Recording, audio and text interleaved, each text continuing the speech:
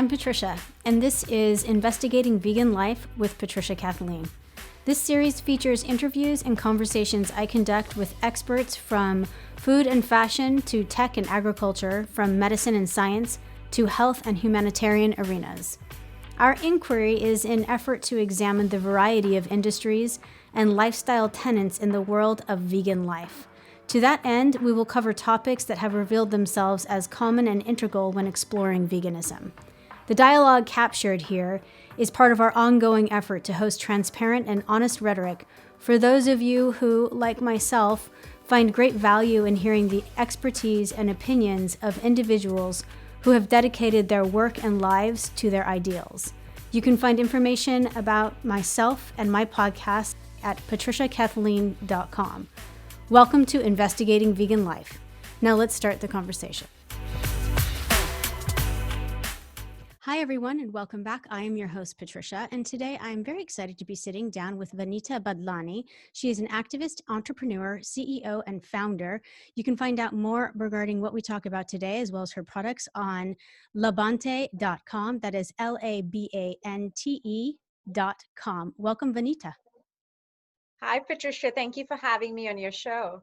Absolutely. I'm excited to climb through everything that you're doing with LaBante and your products, as well as your history. For everyone listening who hasn't listened to my podcast before, I will offer you a quick roadmap of where the line of inquiry will be coming from and going to in the podcast today. And then I will also read a quick bio on Vanita to give you a platform as to where she's coming from. The roadmap that today's trajectory will follow is we'll look at Vanita's academic and professional background, and then we will look at unpacking her vegetarian/vegan journey as it stands on a personal level, if it is not already tied into her aforementioned information. Then we will look at unpacking LaBante, the logistics around her company, when it was started, who, what, funding, all of those things. And then we'll start unpacking the ethos of how she embraces a specific philosophy with the company. We will also address goals for the brand and how that ties into vegetarian and vegan endeavors. We'll look at who her customer is, and then we'll wrap everything up with future work that Vanita looks at having over the next 1 to 3 years. As promised, a quick bio on Vanita prior to asking her questions. Vanita Badlani is a sustainability activist, entrepreneur, CEO, and founder of LaBante London. She has an MBA in International Business from Thunderbird, the American Graduate School of International Business in Arizona, USA. After a career in investment banking, she switched to her true love, pursuing her childhood passion for fashion, and worked her way to making fashion sustainable and cruelty-free. So, Vanita, I know that we kind of crawled through everything quickly. I'm hoping that you can kind of divulge just a little bit more information about your academic and professional background and how that catapulted you into launching LaBante. Absolutely. To start off with, I was born in India. And through my years, I actually worked in fashion in my uncle's business on and off in all my summer holidays. So I knew I wanted to be an entrepreneur, I guess, by the age of 13, 14. It's quite young then. And I always, with a single-minded focus, grew into like a business. I did an undergrad in business. And then after working a couple of years in India, I came over to Arizona, where I graduated in international business from Thunderbird, which is ranked number 1 for its international business program, because I knew while I was working in my uncle's office, working with fashion merchandisers, designers, we used to supply to big box retailers like Calvin Klein, Macy's. So it really was in my blood from a very young age. And when I landed up doing the international business degree, I did it in finance because, as you know, the backbone of any business is cash flow and how it performs, not only on profitability, but also at the same time, keeping all the fundamentals in the black. Yeah, absolutely. After About that relationship as well, cash flow as it goes. I'm interested about the relationship between cash flow and sustainability as we speak later on, but go on. Yes. Yes, and I will cover that when we discuss a bit more about sustainability as well. But when I graduated from business school, it was straight after 9/11. It was really hard to get a job at that time. But finally, after 6 to 8 months of gruelly, like really trying really hard, I managed to get a job in investment banking in Chicago, where I was working for Bank One, which then later got acquired by JP Morgan.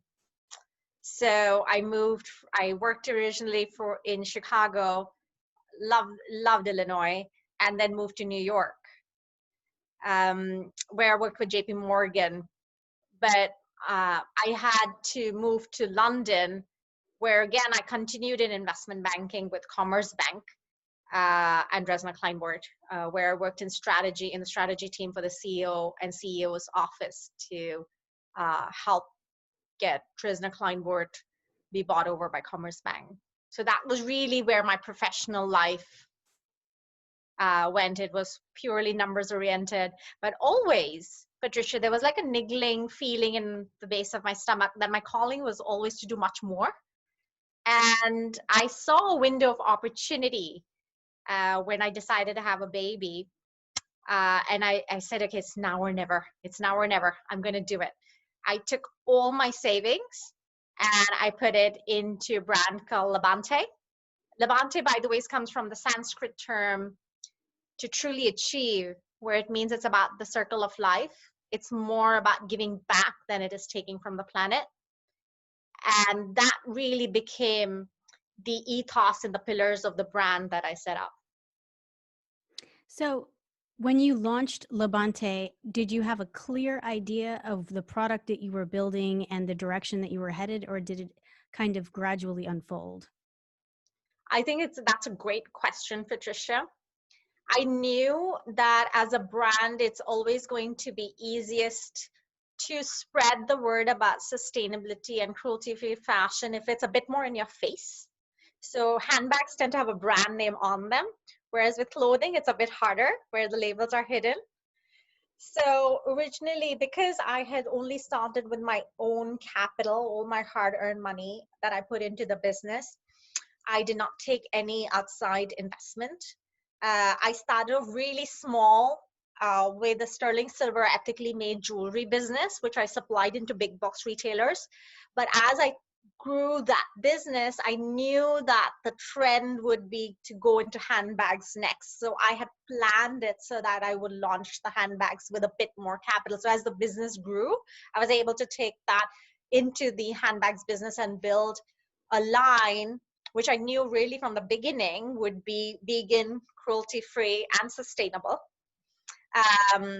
Because, Patricia, I don't know if you remember, there was the days when you would go shopping and you would try to look for beautifully crafted handbags, and which were cruelty-free, but quite frankly, only thing all you found on the shelves were leather handbags. And if you would look for the non-leather bags, they would be like the PU, the cheap feeling kind of quality. It looked tacky, it looked like not so great to touch, felt like plastic. And that's not what I wanted our brand to be. I wanted it to be premium. I wanted to have the same craftsmanship as the leather bags, and I wanted to give the quality to the customer, but I knew that in order to get this through to the right customer base and spread the sustainable message, it would have to be at an accessible price point where most department stores or stockists would be happy to stock it, so that there's enough potential in their return. They get enough return on investment as well. For the retail space they give to us. So that was a gradual transition into handbags, and then coming up with the handbag line, which also took a year or two to get the aesthetic and the brand looking and feeling the right way that it should be. Because we did quite a bit of research to really find the best materials. That was what was time consuming, and that was really what makes the essence of the brand. So what year was it that you were shopping for materials, and how did that curation process work? So we haven't spoken to too many. I will say we are speaking with a few more vegan handbag makers currently, and for the podcast, and a lot of them are in different parts of the world. So it's interesting to find out how your experience in the UK was. But when you went shopping, first of all, what was the year and what was the material selection? And is it different now?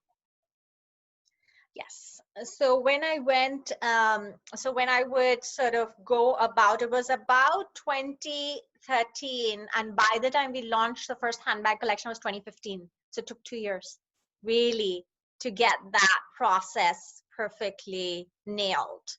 Because what happens, Patricia, is that in the shopping process, we found that there were a lot of materials available, but a lot of them contain PVC. Now, PVC is nothing but plastic. So the whole planet can blow up. These PVC handbags will be flying in space. I mean, it's that ridiculous of a material. And that's something I did not want to contribute towards, because I cannot say that we're truly vegan, cruelty-free, which means we don't want to harm animals.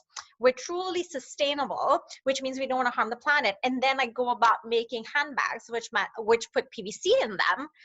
And then essentially I'm harming both the planet and essentially there is no point in saying that, because then I'm not being true to myself. If you care about the animals and you care about the planet, then it's like a circle. It's like the circle of life, which is technically what LaBante also stands for. I mean, the 3 pillars we are very, very clear on are: we're vegan because we believe no animal needs to be killed in the name of fashion. We're ethical because we believe that our workers have the right to correct wages and great working conditions. And we're sustainable because we believe we all have a responsibility to reduce the amount of waste in the world. So that's what our pillars are. Coming back to your question, it took us 2 years to get the process of the right fabrics, because now we use a bunch of vegetable leather, we use apple leather, we use premium other recycled materials, premium Blue Star vegan leather. So we have a couple of combinations. And the second part of your question was what? Remind me again, Patricia.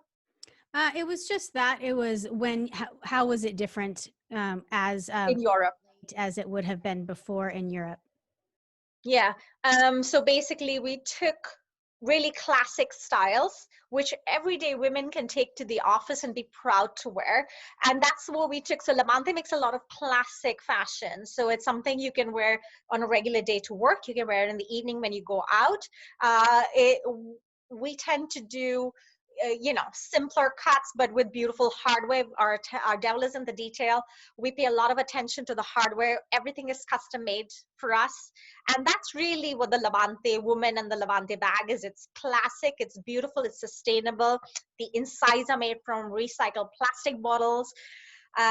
We put little empowerment messages inside, which are sustainability related or women empowerment related, because I think we as women have it tough enough. We need some, really go kind of empowerment messages as well. And that all comes from me, because I guess that's a part of what I stand for and what the brand stands for, really. And that's what I want women to enjoy. Just having these really beautiful pieces that they go into work or in the office or just a regular day out. Absolutely. I'm interested.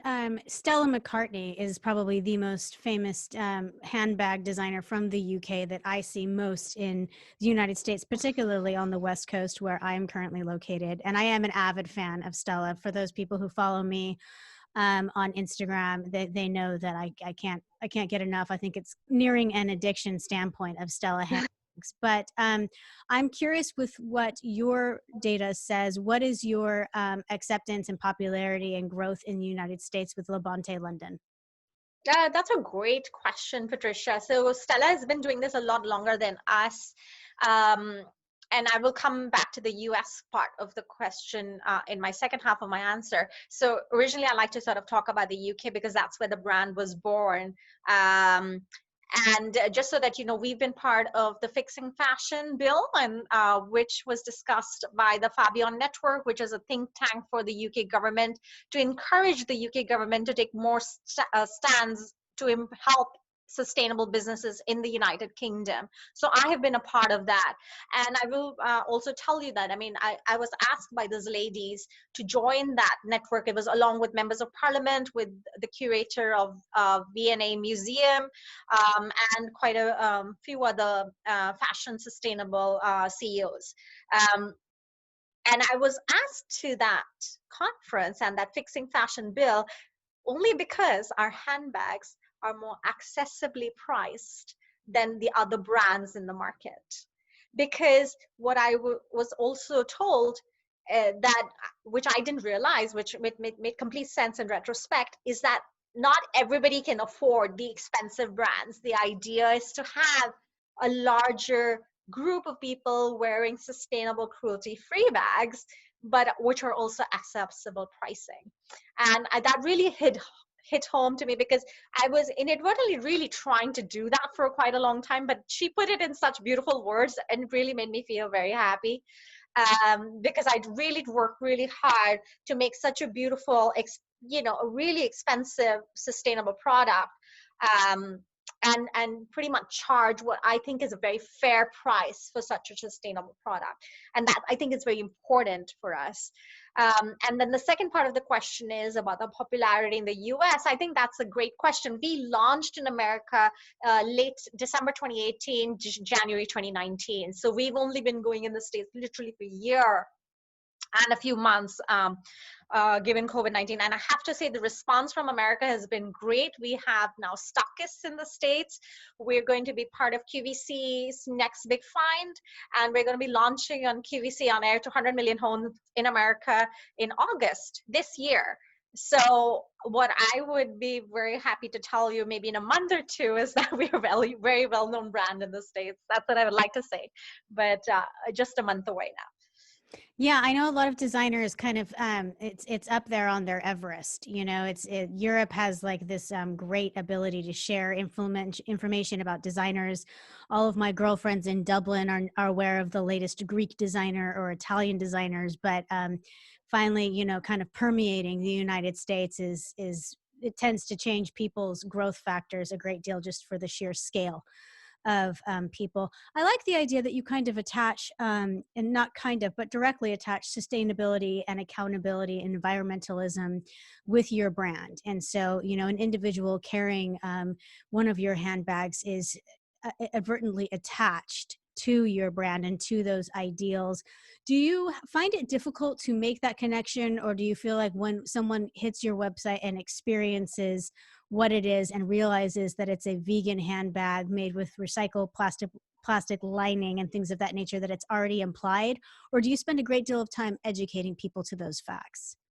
I think that's a great question. We hope that our website does educate our customers, because our customers do appreciate and know that they're buying into a sustainable vegan product.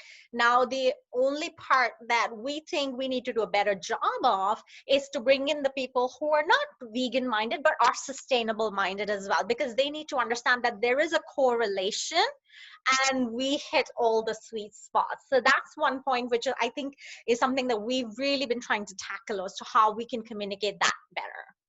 Yeah, absolutely. So that's a key connection too. And I like that you guys are doing it. I'm wondering about growth, about future growth. Surely you have a 1 to 3 year plan, and surely over the past 4 months, that 1 to 3 year plan has changed with the dialogue. COVID-19 pandemic. It sounds like QVC, to hit that, is going to be an incredible marker of change. But do you have other things on your horizon? Do you have more products that you're designing, things of that nature for the next 1 to 3 years? Absolutely, Patricia, and I'm glad you asked me that. So COVID-19 has obviously made a huge impact on all the retailers' business plans, but what we are doing is that we're not slowing down, but we're very now strategically placing our products so that we're introducing new collections, slow and steady, much slower than what we would have done without the COVID-19. So that's been a way of just, still feeling the market, making sure that we're still on the right page. But the good news is because our products are affordable, customers are still coming back to us. And that's what's great, especially now that the economies are opening back up. But yes, we're introducing our apple leather collection for fall this year, which is made from apple core and apple skin, apple waste, and it's completely biodegradable.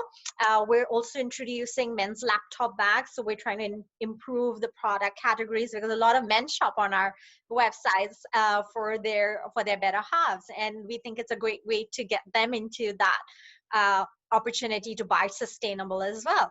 And very soon we're going to be looking at introducing leather jackets and then gradually growing this. Absolutely. Yeah, I've wondered how long the line apparel would come, because you've got your hands so deeply entrenched in these, alternative leathers that have been brilliant in coming out over the past 5 years.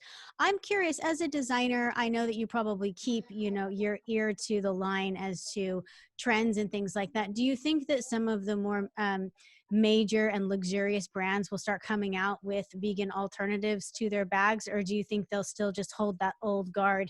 I don't know of anyone who thinks that wearing leather or buying a leather handbag is sustainable or friendly anymore. I think people do it for ideas of durability and all of these old guard arguments, but I'm wondering if you think that some of the traditional brands will start to kind of bow down to the idea of sustainability and vegan alternatives.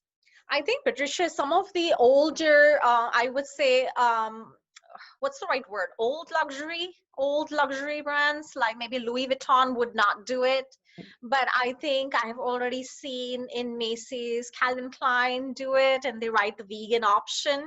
But it's very interesting because we're stocked in stores now, and buyers have given me feedback, is that they don't know if a brand, which is generically a leather brand, actually understands the nuances of producing a vegan bag and a sustainable bag. So they will probably call something vegan just because they did not use animal skin on the outer element, but there's a lot of nuances which go into a vegan bag, including having vegan-free glue, animal cruelty-free glue into the bags. Our reinforcements, we check every single part of that item, which every small hardware, like a nail in the bottom of the bag, we know where it's coming from and what's gone in it. Let me put it that way. So that level of detail is not something every brand can do. So yes, you can go ahead and buy this vegan bag from this generic leather brand, but you generally don't know what you're getting. At least versus a brand, if you put that in perspective, which is a purely vegan sustainable brand, because then you know that they're PETA approved vegan, they've got all these certifications, we've sort of signed documents that none of our products are going to contain any animal products. Absolutely. So With your sustainability activism, do you get into that playing into the manufacturing arm as well with LaBante London? Where are you manufacturing, and how do you kind of safeguard some of those practices? I think on the sustainability element, what we do is we actually know where our suppliers are getting the fabrics from. And we have all of that certified. We've gone and pretty much landed up at headquarters and said, okay, this is what we need, this level of certification. So that's the level of detail that has gone into it. So absolutely, when you say that is the sustainability part sort of featured into your production process, a lot of that has been, so everything comes from a nominated supplier. So for example, when a factory is manufacturing, they cannot actually just get one of our fabrics or anything from any supplier or from anything which looks similar. They actually have to show us invoices of that has come from our database of suppliers. So everything is really detailed at that level. That's wonderful. Are there conventions or any opportunities for you to get together with other vegan or vegetarian lines based out of the UK or in Europe, the United Kingdom's kind of reaches or borders, where you can kind of caucus with these individuals and share ideas and incentives and things of that nature? Or is that kind of in the distant future? I think that's actually in the very near future, and that's something which actually I don't know how you got this inside information, but we're actually looking at doing that quite quickly because as the need for sustainable cruelty-free brands grows, it makes sense to start getting everybody have a dialogue, come together and show ourselves as one unified front, where a lot of consumers then have an option and understand that this is regulated, this is, this is a common platform where like-minded brands and like-minded brands are available. So this is something, is actually work in progress, and it's something we're looking to roll out relatively quickly. That's exciting. I can't wait to hear. I think great things come when people share information and best, Absolutely. and I think that the old days of the competition scaring those things, those kinds of practices off, are gone. So I look Yeah. collaboration of minds and things that come from it. Well, we are out of time, Vanita, but I want to say thank you so much for giving us your time today and talking with us about LaBante London. Your line, I think the product is beautiful and exquisite. I encourage everyone to get on and have a look at it. The hardware and things, I haven't seen them in person, but I can imagine when people, kind of tout something about their products, I find it to be true. So, Yeah. because otherwise everyone's going to discover otherwise. And I really do appreciate you coming on and enumerating all of these different areas and details about what it is to have like this vegan product handbag line. Thank you so much, Patricia, for having me. It's been such a pleasure. Absolutely. And for everyone listening, I have been speaking with Vanita Badlani. She is an activist, entrepreneur, CEO, and founder of LaBante London. You can find her products and more information about her brand and her philosophy on labante.com. That is LABANTE.com. Until we speak again next time, thank you for giving me your time. Remember to stay safe, eat well, and always bet on yourself. Sluncha.